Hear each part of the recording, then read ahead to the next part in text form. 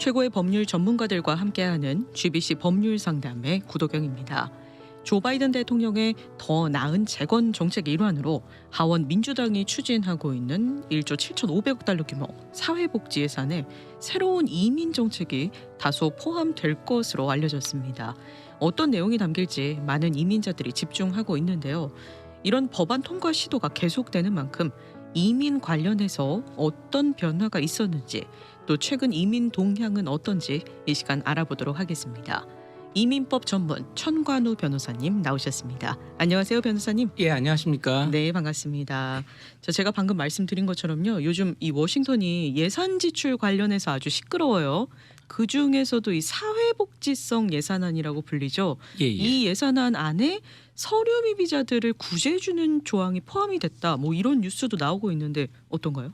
예, 맞습니다. 이게 약간 편법인데요. 네. 정확하게 이제 이민 법안을 올려서 상하 양원을 통과시켜서 이제 정식법을 만드는 것이 아니고 예산안에 이제 통과시켜서 편법으로 사실 통과시키려고 하는 겁니다. 그러니까 이제 여러 가지 안들이 있었는데 결국은 지난번에 실패를 일단 했고요. 상원에서 그렇죠. 통과되는 것을 실패를 했기 때문에 이번에는 바이든 대통령이 뭐 사실 이게 거의 3조 4조에 달하는 액수였는데 거의 완전 반타작으로 복지 예산을 깎았거든요. 맞아요. 그러니까 너무 반대할 명분이 사실 없다고도 볼 수 있거든요. 공화당에서 반대하는 건 이게 통과될 가능성이 사실 높긴 높은데 아직까지 이게 아니기 때문에 네. 이걸 좀 자세하게 다루는 거는 아직 좀 온당하지 않다고 보고요. 네. 그냥 전반적으로 그냥 받은 인상을 보면은 일단은 뭐 다카와 유사하다고 볼 수 있을 것 같습니다. 2011년 1월 1일 이전부터 미국에 거주한 것이죠. 그러니까 대충 10년 이상 미국에 거주하신 분들을 대상으로 해서 임시적인 체류 신분을 주는 거나 같습니다. 뭐 여행을 가거나 아니면 취업할 수 있거나 취업하거나. 이런. 그렇죠. 이제 한국 근데 다카랑 아주 유사하게 이렇게 일시적으로 신분을 부여하는 걸로 갈 것 같은데요. 네. 아직까지 이건 통과가 돼 봐야지 내용을 알 수 있을 것 같습니다.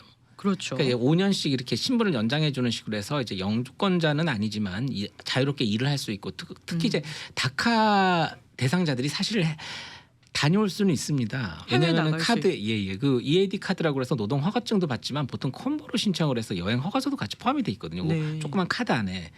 그래서 사실은 한국 분들은 되게 좀 조심스러우셔서 안 나가시지만 네. 이 히스패닉 친구 그 의뢰인들이나 이런 분들 보면 뭐 정말로 갔다 오시는 분들이 꽤 있습니다. 그 자유롭게 해외를 나가는. 자유롭게는 아니지만 눈치를 보든지 어떻게 나갔다 오시는 분들이 있어요. 네. 실제로. 네. 이제 그런 분들이 있기 때문에 뭐 그거랑 거의 유사한 형태로 5년 정도씩 임시적인 신분을 주면서 연장할 수 있는 방안이 되지 않을까 싶습니다. 네. 일단 그래도 노동 허가증이 부여되기 때문에 뭐 많게는 680만 명까지도 이제 합법적인 노동을 할 수 있고 미국에 그나마 이제 장기적으로 있다 보면 이제 신분 문제도 해결될 수 있지 않을까. 이제 뭐 그런 희망은 있는 것 같습니다. 네. 그래도 일단 정말로 통과가 되고 네. 상하 양원을 거쳐서 법이 돼야 되니까요. 그렇죠. 한번 지켜볼 일입니다. 네, 뭐 바이든 대통령 취임 전부터 계속해서 이런 희망적인 이야기들은 나왔지만 아직까지 정해진 건 아무것도 없고 이번에 이 임시 체류 허가 신분 주겠다고 한 것도 사실 언론 보도를 통해서만 나온 거기 때문에 그렇죠. 정확한 아니 건 포함되어 아니죠. 있다라는 거고 일단 네. 구체적인 건 일단 비일이 나와 봐야 알 것이고요. 네, 네. 통과되면서 이제 어떤 형태로 이게 확정이 될지는 정말로 확정이 된 다음에 네. 좀 자세히 알아보는 것이 맞을 것 같습니다. 네, 많은 한인 분들 중에서도 이 서류 미비자분들이 희망적인 소식을 기다리고 계신데 네, 맞습니다. 그래도 어느 정도 희망, 그냥 저 개인적인 의견인데요. 네. 그래도 일단 예산안을 굉장히 막 대폭 거의 반타작 이상 이게 줄였기 때문에 그렇죠. 공화당도 마냥 반대하기는 어려운 입장이 될 것 같은 생각이 듭니다. 네, 좀 이 법 통과까지는 아직 먼 길이니까 예, 좀 예, 더 예. 지켜봐야겠습니다. 자, 오늘 이 시간에는요, 최근에 이 시민권 인터뷰 경향에 대해서 좀 네네. 변호사님께서 말씀을 해주신다고요. 예. 이게 전부 다 적용되는 것은 아니고요. 네, 일단은 뭐 차례대로 일단 지켜보면은 제가 11월 2일 날 네. 의뢰인하고 같이 이제 인터뷰를 다녀왔습니다. 지난주네요. 바로. 예, 지난주에요. 네, 로스앤젤레스 필드 그 이민국에서 인터뷰가 있었고요. 네, 이제 그 경향을 바탕으로 해서 네, 제가 좀 오늘 한번 살펴보도록 하겠습니다. 네. 뭐 눈에 띄는 특징은 있었나요? 일단은 뭐 솔직한 얘기로 이제 전반적인 경향은 네. 옛날보다 많이 관대해졌다. 그래요. 예, 많이 관대해졌다는 것이 제가 이제 일단 받은 그 인상이고요. 네, 네. 뭐 그 다음에는 하지만 여전히 이슈가 되는 케이스들이 있습니다. 프로디 관련 학교라든지 아니면 나한테 DUI나 이런 음주운전 또는 다른 기타 범죄와 관련하여 레코드가 있는 경우 네. 이런 경우는 여전히 까다롭습니다. 아. 상세하게 봐야 되고 그리고 네. 또다시 이제 눈에 띈 경향은 뭐가 있냐면은 그 영주권을 어떻게 받았는지에 대해서 여전히 그 영주권의 합법성을 따져보는 경향은 여전히 지속되고 있습니다. 아. 특별히 취업으로 영주권을 취득하신 경우는 네. 그 스폰서를 위해서 일을 했었는지 아 그럼 가짜로 그냥 스폰서만 두고 영주권을 받았느냐 아니냐 뭐 이런 것도 본다는 거죠? 그렇죠. 이제 진짜 중요한 이슈는 뭐냐면은 스폰서를 받은 회사에서 일을 했는가 안 했는가가 가장 중요한 이슈가 되고 있습니다. 아 실제로 그 회사에서 일을 했는가? 예, 맞습니다. 보통 이제 취업 영주권이라는 것은 어떻게 되냐면은 I-140이라는 초청장이 있죠. 네. 고용주께서 초청장을 접수를 해주시고 그다음에 그 초청장을 바탕으로 영주권을 이제 신청을 하게 되는 거예요. 고용인이요. 근데 이제 고용주께서는 이 사람이 영주권을 받으면은 하이어 하시겠다고 약속을 하고 초청장을 승인을 받으시는 거고 접수하시는 거고요. 네. 승인을 받으시는 거고 이 영주권을 받으신 분은 그 직종 이제 스폰서를 받을 때 이제 거기 청원서에 들어가 있는 그 직종에서 내가 영주권을 받고 나면 그 회사 가서 일하겠다고 약속을 하고 영주권을 받으시는 겁니다. 네. 그러니까 만약에 영주권을 받고 나셔서 그 회사에 가서 그 회사에서 그 직종에서 일을 하지 않으셨다면 일단 그 영주권 자체가 합법적이지 않다고 이민관들이 봅니다.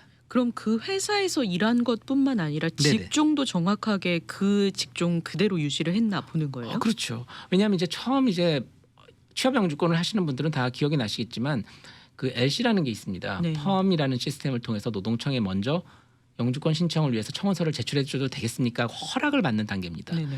광고도 다 내보고 그래도 사람들 뽑는 거 리크루트 인터뷰까지 다 해봤는데 사람이 없으니까 이분을 내가 스폰서를 할 수 있도록 허락해 주십시오. 그게 펌의 LC거든요. 네네. 레이버 서티피케이션이라고 그러는데 많은 분들이 그걸 노동 허가라고 착각하고 계신데 그게 아니고 영주권을 줘서 일을 시킬 수 있도록 허락을 해달라고 노동청이 얘기하는 겁니다. 내가 네. 광고 다 내보고 사람 찾으려고 노력했는데 못 찾았으니까. 근데 그 LC에는 뭐가 포함되어 있냐면요. 내가 앞으로 일할 직종 그리고 받을 임금 뭐 그리고 이건 대부분 다 그냥 풀타임입니다. 사실 네. 그 취업 의미는 시간이 다 규정이 돼 있어요. 네. 그 월급만큼 그 직종에서 일을 하시는 게 맞습니다. 그냥 내가 일을 했어요. 그거는 사실 별 도움이 안 되는 거죠. 그러면은 이 영주권 합법성을 내가 증거를 제시하려면은 네. 이 임금을 받았다, 뭐 세금 보고를 했다 이런 증거를 내면 되나요? 예, 맞습니다. 그래서 일단은 저희 의뢰인들 같은 경우에는 일단 W2라는 게 있죠. 네. 그 회사에서 일하면요. W2 또는 이제 거기서 받은 페이스톱. 이제 음. 그런 것들을 잘 챙겨 가셔야죠. 그리고 이제 그해 세금 보고서를 이제 뒤에 보면 어느 회사에서 받은 W2 금액이라든지 모르게 다 들어가 네. 있거든요. 네, 이제 네. 그런 걸로 내가 그 회사에서 만약에 ABC 뭐 잉크에서 일을 했었다. 그러면 그 ABC 잉크가 찍혀 있는 페이스톱 또는 W2를 가서 일을 하셨다는 것을 보여주실 수 있어야지 돼요. 아 정말 가짜로 만들기 어려운 자료를 정확하게 증거로 제시를 해라. 그렇죠. 제가 개인적으로 이민관하고 얘기를 했습니다. 사실 인터뷰가 끝나고 이제 그분은 네네. 승인을 받으셨는데요. 네. 뭐 우리는 사실 뭐 의뢰인들한테 그러면 끝나고 나서 얼마나 일을 해야 되나요? 이렇게 많은 의뢰인들이 나한테 얘기를 물어보는데 이제 어떤 분은 변호사님 6개월만 일을 하면 됩니까? 아니면 1년이면 됩니까? 이렇게 얘기를 하시는데요. 길면 길수록 좋다가 사실 답입니다. 근데 그 이민관한테 제가 여쭤봤더니 네. 이민관 분께서 그렇게 얘기를 하시더라고요. 자기 개인적인 관점에서는 2년 이상은 일을 했어야 된다고 봅니다. 딱 그렇게 얘기를 하시는 거예요, 저한테. 그래서 제가 그렇게 길게 해요? 그래서 웃으면서 이제 좋은 결과를 받고 나왔으니까. 네, 그리고 네, 이제 네. 나왔거든요. 네. 그러니까 뭐 꼭 2년까지는 아니더라도 상당 기간 일을 하는 것이 사실 맞습니다. 실제로 변호사님이 지난주에 네. 로스앤젤레스 이민국에 가셔서 이민관하고 직접 나눈 대화입니다. 인터뷰 끝나고 네. 도대체 얼마쯤 돼야지 문제 제기를 않으실 겁니까? 네, 물어봤어요. 그랬더니 웃으면서 2년은 일을 했어야죠. 그러더라고요. 그러니까 정해진 건 없지만 딱 정해진 건 없는데 자기는 심사할 때 그렇게 본다고 얘기를 하더라고요. 이민관이요. 네. 그래서 진짜 길면 길수록 좋은 것 같아요. 네, 안전하게. 맞습니다. 그 직종에서 사실 일을 하겠다고 약속을 하고 미국에 이민을 오는 거라고 생각을 하거든요. 그렇죠. 그 직종에서. 네. 근데 이제 여기서 이제 한 가지 그래도 조금 괜찮은 거는 뭐가 있냐면 일단은 I-485라는 영주권 신청서를 접수하고 나시면은요. 비슷한 회사의 동일한 직종으로는 옮길 수가 있어요. 다른 회사로요. 네. 이제 그거를 잘 참고하셔서 만약에 이제 고용주와 계속 일을 하시기 힘든 그런 상황이었다면은 내가 비슷한 직종에서 다른 회사로 옮겨서 일을 했었다는 증거까지라도 같이 가져가시는 것이 되게 중요할 것 같습니다. 그러니까 이게 폼 작성 같은 거 할 때도요. 굉장히 조심하셔서 잘하셔야지 돼요. 네. 실제로 많이 떨어지는데 이게 떨어지고 나서 떨어졌다고 얘기를 안 하니까 많은 분들이 그냥 쉽게 생각을 하시고 신청을 하시는데 시민권 신청도 이슈가 있으신 경우는 굉장히 리걸 컨설테이션을 받으시고 접수를 하셔야 됩니다. 잘못하면 영주권까지 뺏기는 데까지 갈 수 있기 때문에. 그런가요? 네네. 우리가 일반적으로 생각할 때 이 시민권 인터뷰는 좀 쉽다 이렇게 생각하는 분도 많이 계신데 절대 그렇지 않군요. 그렇죠. 한 10명 하면 한 8, 9분은 아마 지금 굉장히 잘 하고 있습니다. 근데 꼭 한두 분이 세게 나올 경우가 있거든요. 그러면 이게 위험해질 가능성이 좀 있습니다. 네, 이 시민권 인터뷰도 철저하게 증거랑 자료를 제시하셔야 되고 이슈가 있다고 생각하시는 경우는 잘 범죄 기록이 있든지 그다음에 두 번째는 취업 영주권 특히 취업 영주권 그리고 사실은 또 이제 결혼을 통해서 영주권을 취득하신 경우도 이민관군의 기본적인 입장은 당신이 그 결혼 생활이 유지가 안 되고 있으면 일단은 의심스럽답니다. 그렇기 때문에 만약 이혼을 하신 경우는 좀 꼼꼼하게 많이 물어봐요, 사실. 네, 그러니까 이슈가 있는 분들. 그렇죠. 이게 근데 뭐 사실 뭐 그 결혼이 프로드였다 이러면서 뭐 그 사람이 거절시킬 수는 없어요. 근데 이제 굉장히 많이 물어보죠. 네. 철저하게 준비를 해 가셔야 되겠고요. 잘 준비를 해 가셔야 됩니다. 그건 이제 시민권 신청 시 영주권의 합법성입니다. 네, 영주권의 합법성을 엄격하게 심사를 하고 있고요. 또 다른 특징 뭐가 있을까요? 일단은 그나마 이제 그나마 우리가 조금 마음이 좀 놓이는 거는 뭐가 있냐면은 프로디하고 관련돼서 최근 경향이 뭐가 있냐면은요. 거절될 때 뭐라고 많이 거절이 편지가 왔냐면은요. 저는 사실 일단 프로디 관련된 학교 다니신 분은 시민권 신청 절대 권하지 않습니다. 일단 아직까지도요. 근데 이제 거절된 경우에 뭐가 이제 상담을 많이 하니까 옛날에는 당신이 그 학교 다닌 기간 동안은 학교를 다녔다고 볼 수 없기 때문에 신분이 없는 상태로 영주권을 신청했었고 영주권 자체가 합법이 아닙니다. 당신 영주권이 합법적이지 않기 때문에 시민권 줄 수 없습니다라고 프로디 관련 학교자들이 편지를 많이 받으셨는데 일단 최근에는 조금 편지가 온 게 그냥 모럴 캐릭터가 부족해서 못 주겠다라는 편지가 조금씩 증가하고 있어요. 그거는 굉장히 사실 좋은 신호거든요. 네네. 왜냐하면은 도덕성을 이야기하는 그렇죠. 거예요? 옛날에는 영주권이 합법적이지 않느냐는 얘기죠. 그래서 실제적으로 2017년, 18년도, 19년도 뭐 그 당시에 코비드 이전에 영주권 시민권 신청하셔서 시민권이 거절됐는데 그게 프로디 이유가 있었던 분들은요 추방 재판으로 넘어간 케이스 많이 있습니다. 네네. 추방으로 넘어간. 영주권이 합법적이지 않으니까. 영주권이 합법적이지 않으니까 영주권 그냥 내려놓고 나가라는 거죠. 실제적으로 그렇게들 많이 된 경우가 많이 있어요. 17년, 18년도에 신청하신 분들은요. 근데 이제 이민 코트가 너무 적체가 되고 그래도 이제 최근에 조금 다행인 것은 바이든 대통령이 그래도 취임하자마자 그렇게 막 쉽게 절로 이제 보내지 마라. 추방 재판으로 이거 보내지 말아라고 이제 그거 이제 우리가 NTA라고 그러거든요. 추방 명령이 아니고 추방 재판이 시작됐으니까 그 히어링에 나오라는 노티스입니다. 출두 명령서인데 이제 그건 안발하지 말아라. 그렇게 메모가 나왔어요. 그래서 이제 옛날에는 이제 자동으로 넘어가는 케이스가 굉장히 많이 있었거든요. 이민 법원으로요. 그래도 바이든 대통령 출범 이후에는 일단 그 NTA를 바꿔서 이민법원으로 넘어가는 케이스가 확 줄었어요. 그렇기 때문에 지금은 조금 이제 그 위험성이 없지만 그래도 상당히 프로디 관련된 부분은 여전히 위험하고 근데 이제 조금 좋은 경향은 바로 이제 잘못해서 추방으로 넘어갈 수 있는 케이스가 일단은 좀 줄었고요. 그런 가능성이 많이 낮아졌고 그다음에 이제 그거가 반영된 것 같습니다. 시민권이 거절될 때 그냥 도덕적 품성이 당신 부족한 것 같습니다라고 거절 편지를 받는 경우가 증가하고 있는데 이건 좋은 소식이죠. 왜냐하면 당신 영주권이 합법적이지 않아서 거절됐습니다라고 본 것보다는 톤이 굉장히 낮아진 거거든요. 조금 유화적인 표현을 써서 다른 방법으로도 또 다시 시민권 신청을 할 수 있게끔 뭐 여지를 준 건가요? 그러면? 아니죠. 여지를 전혀 준 건 아니죠. 그냥 표현만 그냥 유화가 됐다. 그렇죠. 표현만 유화되고 여전히 도덕적 품성이 부족하다고 하지 않습니까? 그래도 추방 명령으로 넘어가지 않기 때문에 추방 명령으로 일단 넘기지 않고 그다음에 조금 유화 제스처는 유화 제스처죠. 근데 그거 가지고 나중에는 어떻게 될지 모르지만 여전히 안 주겠다는 거죠. 뭐 정확히 얘기하면. 네, 여전히 시민권 신청은 이 프로디 학교 관련된 분들은 추천하지 않으신다, 변호사님께서는. 그리고 최근에 가끔 오바마 대통령 그러니까 오바마 대통령 때는 이제 인터뷰를 같이 가보면은 항상 그 5년 세금 보고서를 항상 요구를 했어요. 5년 이상, 5년 이상 아니면 뭐 결혼하신 경우는 3년 뭐 이렇게 했는데 한 2018년부터 상당히 오는 기간 동안 이제 또 세금 보고서를 열심히 거의 안 봤는데 네. 요번 월요일 날 인터뷰 갔을 때는 세금 보고서 5년치를 달라고 하더라고요. 이민관이. 다시 오바마 행정부 때 느낌으로 돌아갔네요. 그렇죠. 다시 보겠다는 건지 모르지만 네. 또 지난번에도 한번 또 그랬습니다. 그러니까 다시 시민권 신청 시에 그 세금 보고서를 잘 보겠다는 얘기인데 이제 네. 보통은 이제 잠깐 본다 그러면은 세금이 체납된 게 있는지 보기 위해서 사실 옛날엔 봤었거든요. 네. 근데 일반적인 경향으로 다시 또 부활될 것 같으니까요. 그것도 이제 좀 조심해 보십시오. 일단은 뭐 2018년 이후에 안 봤지만 그래도 좀 보자고 할 가능성이 10%지만 다 가져가십시오. 그리고 저희 사무실은 항상 준비를 했었거든요. 네네네. 근데 최근에 몇 번 같이 갔을 경우에 항상 그 세금 보고서를 이민관이 다시 꼼꼼히 챙기기 시작하더라고요. 그러니까 이제 그거 일단 잘 뭐 액수 그런 건 중요하지 않습니다. 시민의 의무로서 잘 했는지 안 했는지 체크하기 위해서 하는 거니까요. 예. 그러니까 그것도 좀 잘 준비해 주셨으면 좋겠어요. 네, 시민권 목표로 하시는 분들은 그러니까 이 세금 보고 철저하게 준비해야 된다.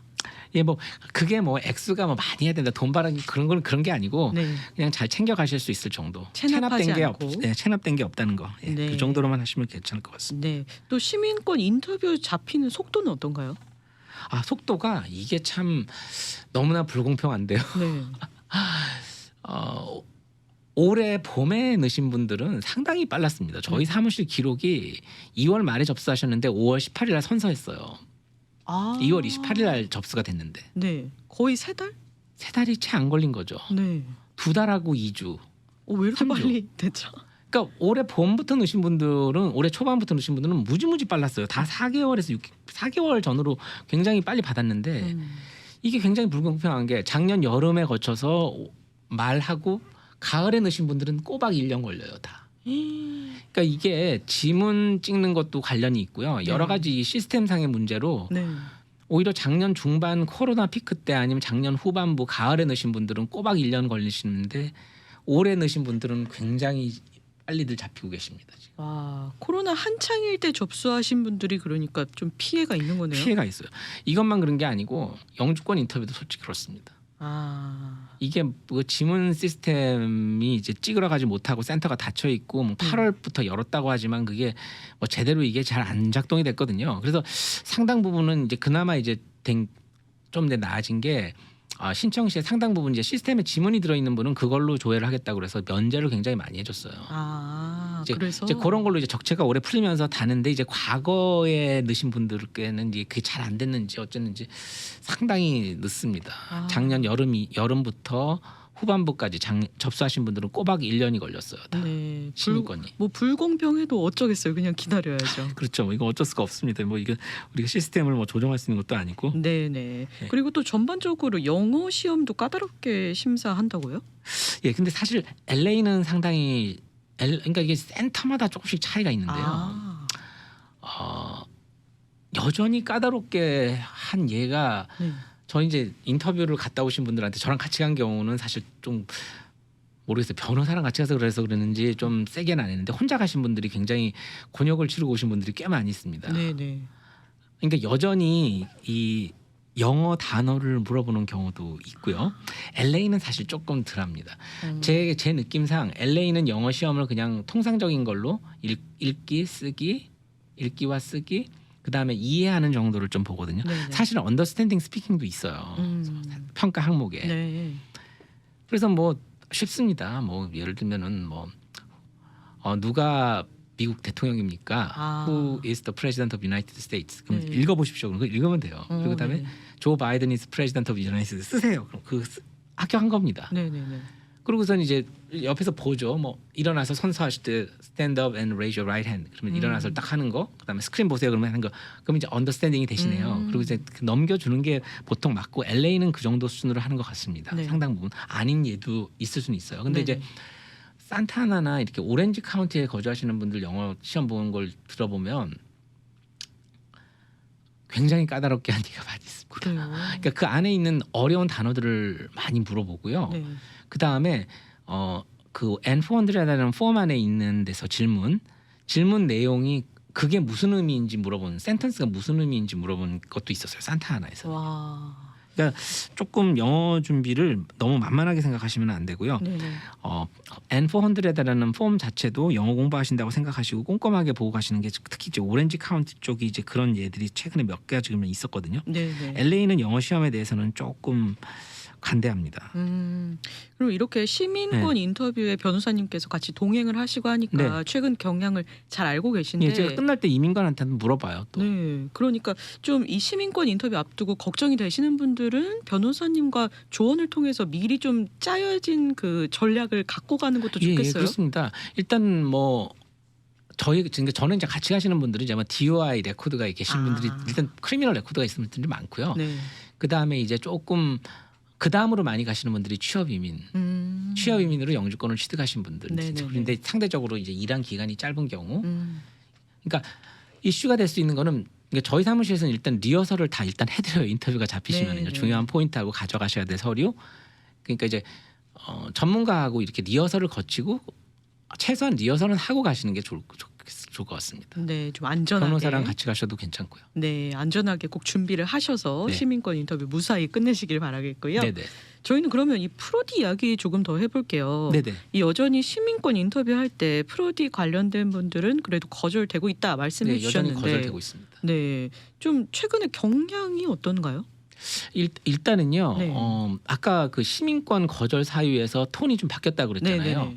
당신 영주권 없을 때 신청했으니까 신분 안 될 때 영주권 신청했으니까 영주권도 합법적이지 않으니까 당신 시민권 거절합니다. 네. 이게 얼마나 무서운 얘기예요. 영주권자인데 당신 영주권이 합법적이지 않다는 얘기는 제가 여기 불법 체류하고 있다는 얘기잖아요.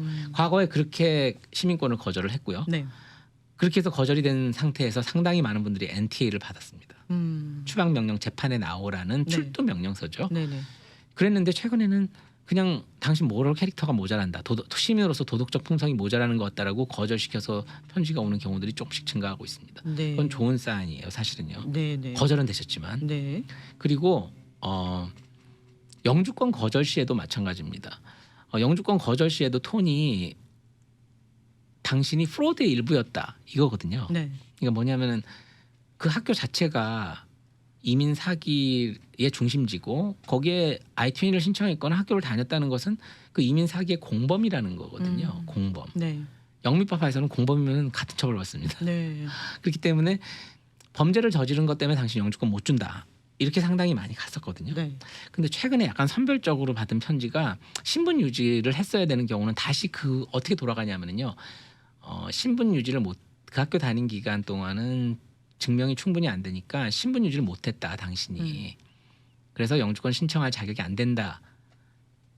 또는 아니면은 당신이 그 학교와 관련돼서 거짓말한 것 같다. 뭐 프로드, 미스레프레젠테이션. 네. 그러면서 이제 조금 경향이 그 이민 사기의 일부다. 저 학교 막 이렇게 해서 막 몰아붙이는 게 아니고 약간 조금 이제 완화된 형태로 거절 편지가 오고 있습니다. 네, 조금 유화된 표현을 쓰고 있는데. 네네. 그러면은 이 상담한 결과입니다. 네네. 저희는 일단은 그 학교 다니신 분들은 신청하는 걸 별로 이렇게 권해드리지 않고요.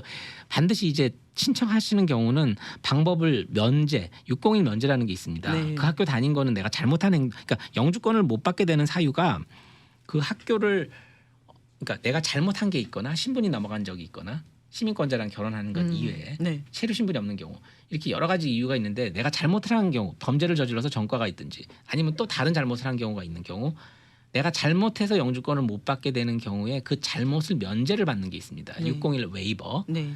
그 웨이버를 통해서 그걸 웨이버를 한 다음에 영주권을 받아야 된다는 것을 염두에 두고 신청하는 경우는 있지만 그런 베이스가 되지 않는데 영주권을 일단 신청을 저희는 시키지 않습니다. 일단은요. 네, 뭐 시간이 많이 남지는 않았지만 네네. 최근에 변호사님께서 이 601 면제 받은 케이스 좀 나눠주시죠. 아, 예. 최근에 요번 10월하고 9월 때 각각 하나씩 프로디 학교 601 면제를 받았거든요. 네네.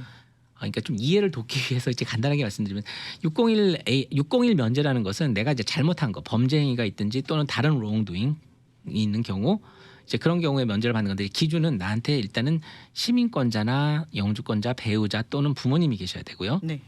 그리고 선별적으로 범죄는 이제 아이도 끼워주는 경우가 있긴 있는데 그거는 거긴 원래는 대상은 아닙니다. 아. 일반 범죄의 면제 시에는 아이도 쓸 수 있다라고 돼 있는데 그거는 뭐 그냥 해도 되고 될 수도 있고 안 될 수도 있고 여러 가지가 있는데 일단은 저한테 시민권자나 영주권자 배우자나 배우자나 부모님이 계셔야 되고요. 네. 그분의 극심한 고통을 증명하시면 돼요. 내가 한국으로 돌아가야 되면. 그럴 경우에 극심한 고통이 있네라고 이민국이 판단하게 되면은 601 면제를 받으실 수가 있고 네네. 영주권을 신청하시는 네. 게 됩니다. 네. 제가 이제 뭐 설명하는 것보다 간단하게 말씀드리면 이제 첫 번째 경우는 승인 받으신 경우가 이제 시민권자 배우자가 초청하시는 경우였습니다.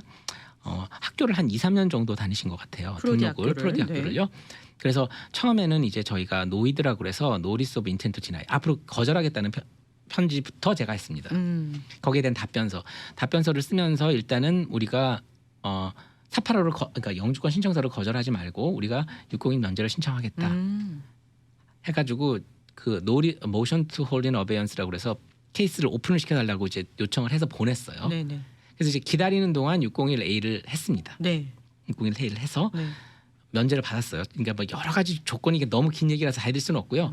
601 면제를 승인을 받았는데 이제 그 사이에 사실은 우리가 노이드의 답변서로 601 하겠다고 했는데도 케이스는 거절됐습니다. 사파로는. 네. 그래서 일단은 601 면제를 받으시고 네. 사파로로 접수를 다시 하셨어요. 아마 문제 없이 나올 겁니다. 아마 네. 곧. 그다음 두 번째는 시민권자 배우자가 아니고 죄송합니다. 조금 전에 제가 또 배우자라고 말씀드렸죠. 가만 보니까 두 번째 케이스도 배우자입니다. 근데 이제 요건 여자분이 초청하신 거예요. 네. 부인이 초청하신인데 어쨌든 간에 좀 그러니까 기준으로 쓰실 수 있는 분은 부인 한 분밖에 안 계셨고 부인이 좀 편찮으셔서 이제 그걸 여러 가지 증거들로 증명을 해서 601A를 면제를 받았고요. 이제 똑같이 노리스 오브 인텐트 디나이부터 저희가 했는데 저희가 이제 그 케이스를 클로즈하지 말고 닫아달라는 요청을 일단 그 이민국이 받아줬어요. 601 면제할 테니까 케이스. 그래서 그냥 이 경우는 사파로 다시 하지 않고 601 웨이버가 승인이 나서 이민국으로 통보가 가서 그냥 바로 영주권 카드가 날아온 케이스가 두 번째 케이스입니다. 잘 됐네요. 예. 그리고 이제 또 한 가지 이제 마지막으로는 그 프로디뿐만이 아니고 일반 범죄 때문에 못 받는 경우도 있어요. 1년 이상 갔다. 모럴 터피투드 크라임이라고 그러죠. 도덕적으로 되게 흠결 있는 분들. 이제 그런 분들의 그 방금 똑같은 기준으로 그 범죄 사실에 대해서 면제를 받을 수 있어요. 작년 케이스인데 서울에서 이제 뭐 좀 억울한 측면이 있지만 감옥을 1년 이상 갔다 오신 분이 있었는데 이제 그분도 미국에 있는 시민권자 배우자분의 극심한 고통을 증명을 해서 서울에서 받아서 들어오셨습니다. 그래서 영주권 카드 받으셨고요. 네네. 이렇게 각자마다 다 스토리가 다르고 사연이 다르기 때문에 좀 충분하게 상담을 받으시고 굉장히 상담을 많이 받아야 됩니다. 네. 그리고 601 이 면제 진행을 하셔야 될 것 같아요. 이 법 자체도 딱 한 줄밖에 없습니다. Extreme Hardship of Immediate Family Member. 직계 가족의 가장 큰 고통. 그리고 여기 아래 하부 사항이 없습니다. 네. 어떤 게 없기 때문에 그냥 이민관 마음입니다. 그렇기 때문에 익스트림 하드십을 그럼 어떻게 정의할 거냐? 그럼 사람마다 개인적인 특성이 있고 상황이 다 틀리기 때문에요. 되게 창의적으로 찾아야 됩니다. 그래서 좀 법적으로 경력이 뛰어나신 변호사님들을 찾아가서 내 사연에 맞게 그 만들어 나가는 과정이 필요하죠. 예, 맞습니다. 근데 그렇게 하는데도 승인율 자체가 높지가 않습니다. 네. 그래도 이 601A 면제 신청을 좀 염두에 두고 계신 분들은 601 면제. 네. 601 면제 신청을 염두에 주신 분들은 천관우 변호사님 사무실로 연락을 드리면은 또 도움을 받을 수 있고요. 맞습니다. 그리고 이 문제는 좀 조심하셔야 되는 게요. 불체자 구제안이 나와도 잘못을 한 걸 면제해 주는 게 아니고 불법 체류 사실만 면제해 주는 거기 때문에 해결되지 않습니다. 네, 그렇죠. 잘못한 부분이요. 그러니까 이거는 601은 계속 아마 필요할 겁니다. 뭐 불체자 면제안이 나와도 항상 보면 신원조회를 통과해야 준다고 다 돼 있지 않습니까? 신원조회를 통과를 못하는 거거든요. 네, 다양한 이민법 관련해서 조언이 필요하신 분들은 천관우 변호사님 사무실로 연락 주시길 바라겠습니다. 오렌지 카운티 오피스 전화번호는요 714-522-5220 714-522-5220번이고요. LA 카운티 오피스 전화번호는 213-232-1655 213-232-1655번입니다. 오늘도 함께해 주신 이민법 전문 천관우 변호사님 감사하고요. 저희는 또 다음번 이 시간에 인사드리도록 하겠습니다. 고맙습니다. 감사합니다.